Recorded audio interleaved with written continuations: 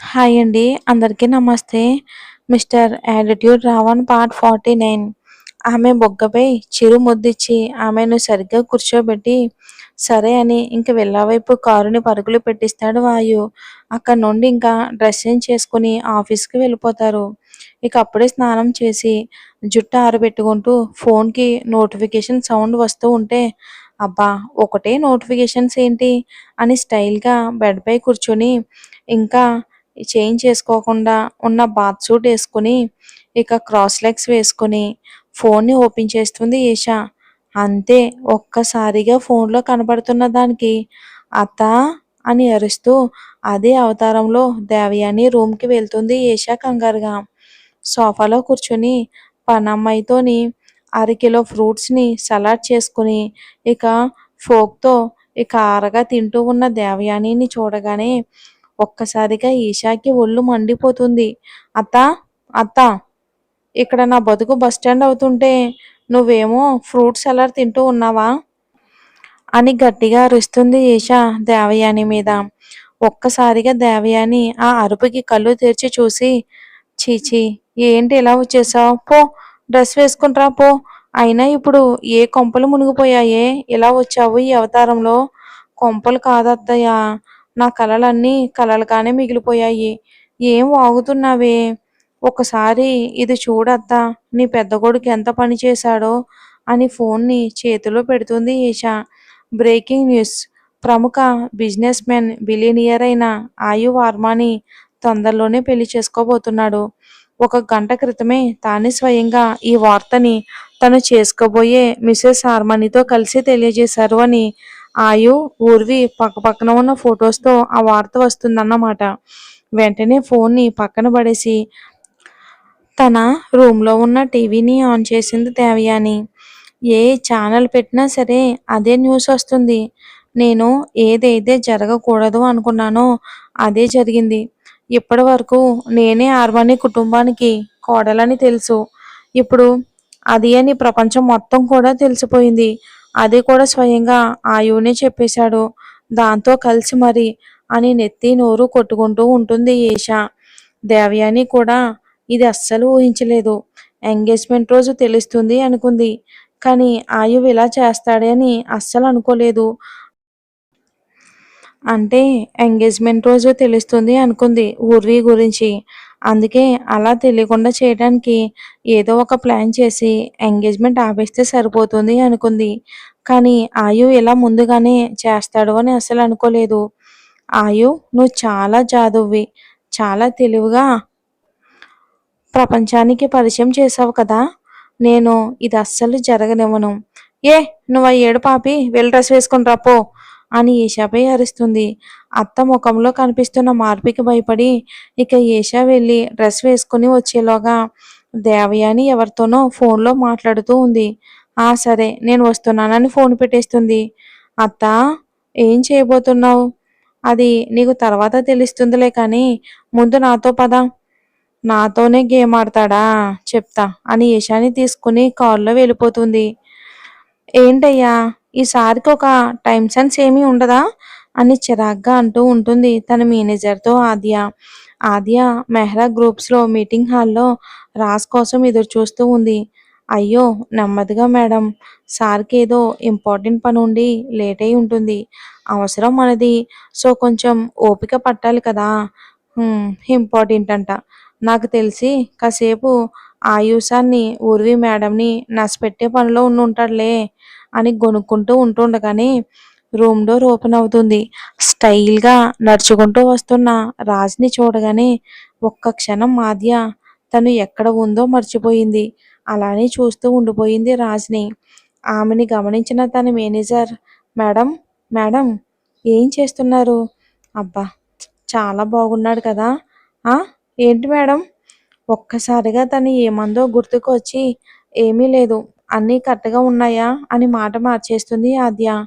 అమ్మో ఈయన గారేంటి ఇంత అందంగా ఉన్నారు ఈరోజు ఛా నేనేంటి ఎప్పుడు అబ్బాయిల్ని చూడనట్టు అలా చూస్తూ ఉండిపోయాను. అమ్మో అమ్మో కొంచెం కంట్రోల్లో ఉండాలి లేకపోతే నా ఆడేసుకుంటాడు నన్ను అని మళ్ళీ ఆద్య తనకు తనే నార్మల్ అయిపోతుంది. లోపలికి వస్తూనే ఆద్యని చూసి ఈ కోతేంటి ఇక్కడుంది అని అనుకుంటూ ఆద్య వైపే చూస్తూ తన సీట్లో కూర్చుని మీటింగ్ స్టార్ట్ చేయమంటాడు ముందుగా. ఇక ఏఎస్ గ్రూప్ మేనేజర్ లేచి ఆద్యని పరిచయం చేసి తను ఎక్స్‌ప్లెయిన్ చేస్తుంది అని కూర్చుంటాడు. ఓహ్! అయితే ఈ కోతి సంజయ్ గారి కూతురన్నమాట. చూద్దాం పాప టాలెంట్ ఏంటో. ఇక ఓన్లీ నోరేనా బుర్ర కూడా ఉందా అని అనుకుంటూ ఉంటాడు రాజు. ఒక్కసారిగా డీప్ బ్రీత్ తీసుకుని లేచి తన ఎక్స్‌ప్లనేషన్ అంతా మొదలుపెడుతుంది ఆద్య. చాలా నీట్‌గా, క్లియర్‌గా ఎక్కడ ఎవ్వరికీ డౌట్ అనేది రాకుండా ఆమె ఎక్స్‌ప్లనేషన్ అయిపోగానే ఒక్కసారిగా అందరూ చప్పట్లు కొట్టి మెచ్చుకుంటారు. ఎందుకంటే ఆద్య అంత బాగా ఎక్స్‌ప్లనేషన్ చేసింది. రాజ్ తన చైర్ నుండి లేచి హ్మ్. ఇంప్రెసివ్. చాలా బాగుంది. మీతో కలిసి ఈ ప్రాజెక్ట్ చేయటానికి నాకు ఓకే అని ఆద్యకి షేక్ హ్యాండ్ ఇచ్చి సైన్ చేస్తాడు. ఆద్యకైతే షాక్‌గా ఉంది. ఖచ్చితంగా ఒప్పుకోడని అనుకుంది. కానీ ఒప్పుకున్నాడు. నమ్మలేకపోతుంది. అందరూ ఇక గ్రీట్ చేస్తూ ఉన్నారు ఆద్యని. రాజ్ ఆద్య వైపు చూసి ఇక ఆ రూమ్ నుండి వెళ్ళిపోయాడు. అతడు వెళ్ళిపోయింది చూసి మేనేజర్‌తో మీరు కార్ దగ్గర వెయిట్ చేస్తూ ఉండండి. నేను ఇప్పుడే వస్తానని రాజ్ ఛాంబర్ ఎక్కడో కనుక్కొని వెళ్ళిపోతుంది ఆద్య మాట్లాడడానికి. సార్ ఆద్య మేడం సాధించారు.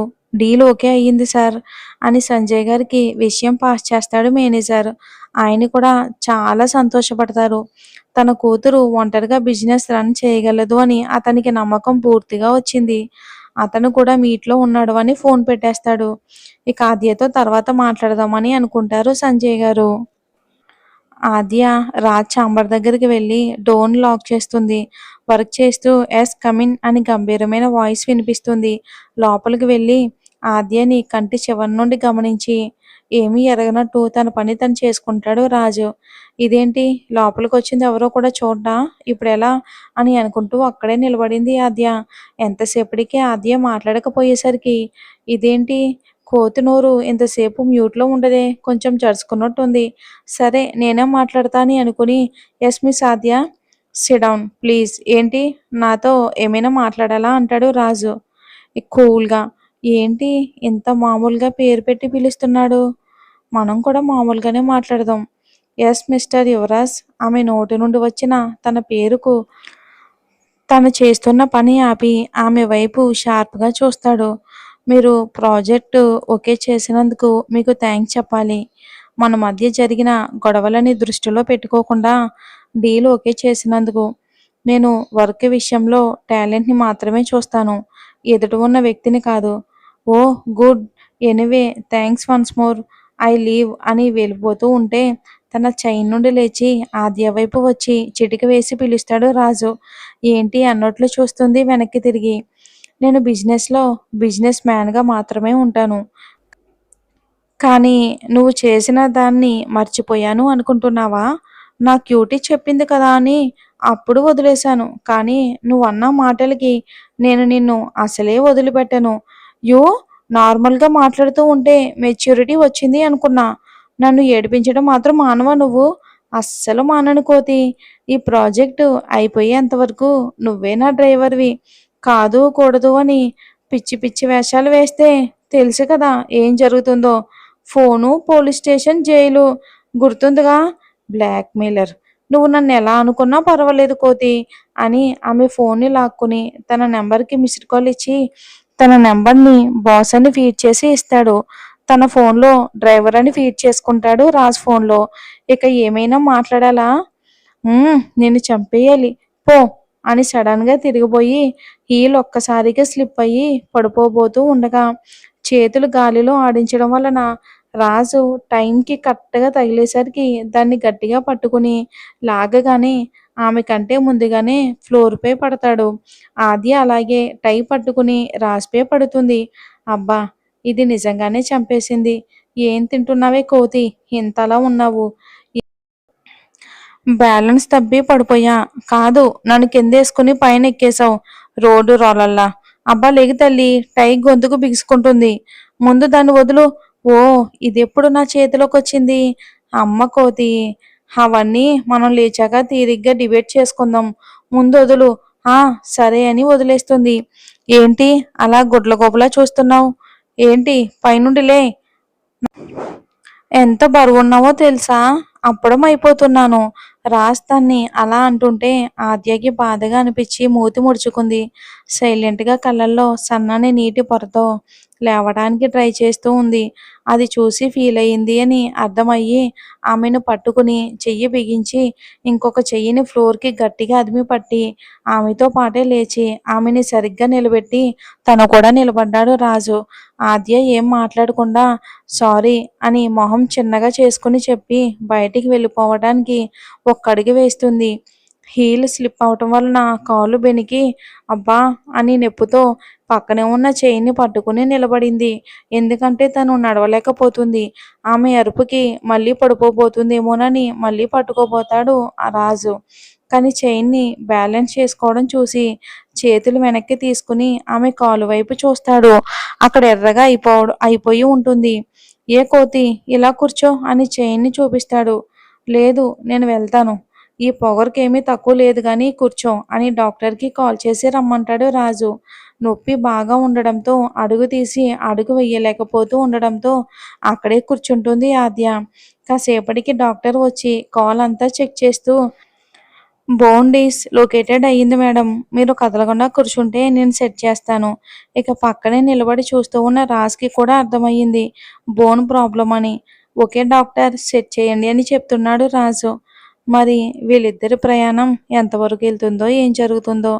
ఇక తొందరలోనే రానా కూడా రాబోతున్నాడు. వచ్చే ఎపిసోడ్లో చూద్దాం.